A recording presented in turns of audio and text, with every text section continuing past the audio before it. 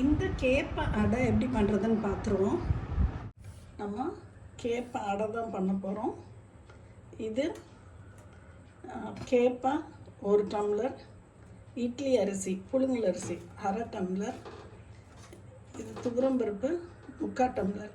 இதை ஊற வச்சுக்கிடுவோம். நம்ம எல்லாத்தையும் ஒன்றா போட்டு ஊற வச்சுருக்கோம். இது நைட்டு ஊறட்டும். காலையில் நம்ம கழுவி நம்ம ஆட்டிக்கிடலாம். இந்த கேப்பை அடைக்கு கேப்பை எவ்வளவோ அவ்வளோ தேங்காய், அரிசி எவ்வளவோ அந்த 1/2 டம்ளர் தேங்காய், ஒரு மாங்காய் இஞ்சி, இதில் ஒரு 20 மிளகா வத்தல். மாங்காய் இஞ்சியை தொளி சீவிட்டு வந்துடுறேன். இப்போ இந்த மிக்சியில் இந்த மாங்காய் இஞ்சி, இந்த மிளகா, இந்தளவு உப்பு போட்டு ஒரு சுற்றிக்கிறோம். இப்போ இந்த தேங்காயை போட்டு ஒரு சுற்றிக்கிறோம். இந்த மாதிரி நம்ம சுற்றி வச்சுருக்கோம். இப்போ நம்ம இதை நல்லா ஈர்த்து வச்சுருக்கோம். இந்த கேப்பை, புழுங்கல் அரிசி, துவரம்பருப்பு. இப்போ உப்பு, தேங்காய், மாங்காய் இஞ்சி, மிளகா வத்தல் எல்லாத்தையும் இதில் போட்டுருவோம். நம்ம இந்த மாதிரி போட்டுருவோம். இப்போ இந்த அடை மாவை நம்ம கிரைண்டரில் சேர்த்துருவோம். ஏற்கனவே கேப்பை மாவு ஆட்டினது தான், அதோடு அதை ஃபுல்லும் சேர்த்துட்றேன். இதுக்கு நான் 1 டம்ளர் தண்ணி எடுத்து வச்சுருக்கேன். இதை கொஞ்சம் கொஞ்சமாக இந்த சட்டியில் ஊற்றி இருக்கிறத ஃபுல்லும் இதில் ஊற்றிடலாம். 1 டம்ளரையும் நம்ம ஊற்றியாச்சு.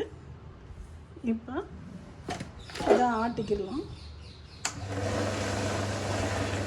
அரைச்சிட்டோம், ஒரு 2 நிமிஷம்தான் ஆகும். இப்போ பாருங்கள், நமக்கு இந்த மாதிரி குறன்னு அரைச்சிருக்கு. இது போதும். அமர்த்திட்டு நான் வலிச்சு எடுத்துட்றேன். இந்த கிரைண்டரில் ஃபுல்லும் நம்ம எடுத்துட்டோம்.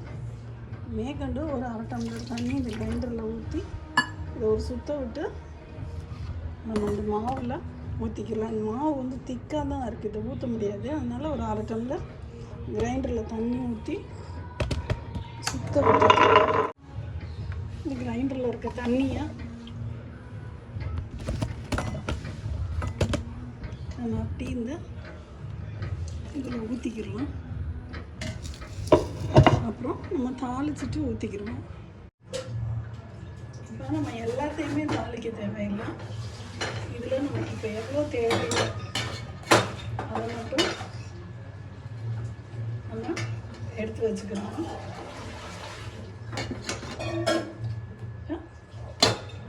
இதை நம்ம பாதி மட்டும்தான் வச்சுருக்கோம். இதை மட்டும் நம்ம தாளிச்சுக்கிறோம். இப்போ நம்ம கொஞ்சோண்டு எண்ணெய் ஊற்றிக்கிறோம். ஏன்னா தாளிக்கிறதுக்கு கடுகு போட்டுக்கலாம், பெருங்காயம். கடுகு வெடிச்சிருச்சு, நம்ம இந்த மாவில் கொட்டிடலாம்.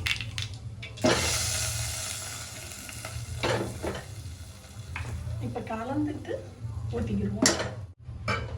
மாவு ரொம்ப கெட்டியாக தெரியுது, அதனால ஒரு 1/4 டம்ளர் தண்ணி கலந்து ஊற்றிக்கணும்.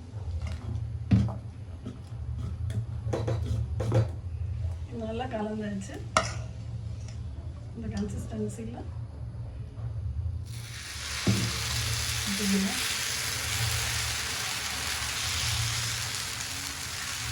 இது கொஞ்சம் மட்டும் தண்ணி ஊற்றலாம். அடுத்ததுக்கு இன்னும் கொஞ்சம் ஊற்றிக்கலாம். இதுக்கு தேவையான அளவு எண்ணெய் ஊற்றிட்டு இந்த அளவு நான் தண்ணி எடுத்திருக்கேன். இதை கொஞ்சம் ஊற்றிக்கிறோம். இந்த மாவில் பாதி ஊற்றி கலந்து பார்த்துட்டு இன்னும் கொஞ்சம் ஊற்றிக்கோங்க. இது கொஞ்சம் பரவாயில்ல.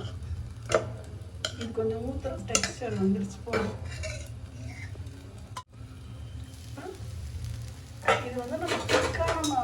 ஊற்றிருக்கோம். அடுத்து கொஞ்சம்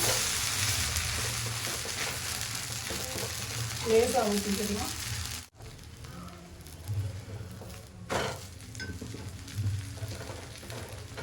நல்லா வெந்துருச்சு, எடுத்துடலாம். அடுத்த இடம் கொஞ்சம் தண்ணி கூட ஊற்றிருக்கோம், அதை ஊற்றிடுவோம். இது உங்களுக்கு கரெக்டாக ஓரளவு எடுக்க வருது. இதை வந்து ஊற்றிட்டு அடுப்பை கூட்டி வச்சுருங்க. இது ஃபுல்லும் அந்த மாவாக இருக்கிறது கொஞ்சம் வேகட்டும், அப்புறம் திருப்பினாலும் அது வந்து பிய்யாது. மூடி வச்சிடலாம். இப்போ பார்ப்போம். இப்போ நமக்கு முக்கால்வாசி வெந்துருச்சு. இப்போ எடுத்தால் நமக்கு பிய்யாது. திருப்பி போட்டு போட்டு சிம்மில் போட்டு கொஞ்ச நேரம் வச்சுருங்க. இப்போ நமக்கு நல்லா வெந்துருச்சு, எடுத்துடலாம்.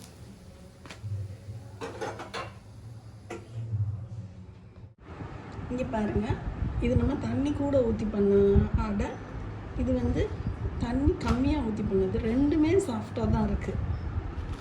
நம்ம எப்படி வேணாலும் நம்ம தேவைக்கு ஏற்ற மாதிரி நம்ம பண்ணிக்கலாம். இந்த மாதிரி ஒரு அவியல் வச்சு சாப்பிட்டிங்கன்னா செம்ம எம்மியாக இருக்கும். பிச்சு காமிக்கிறேன் ரெண்டையும். இந்த கனமானதை பிச்சு பார்ப்போம்.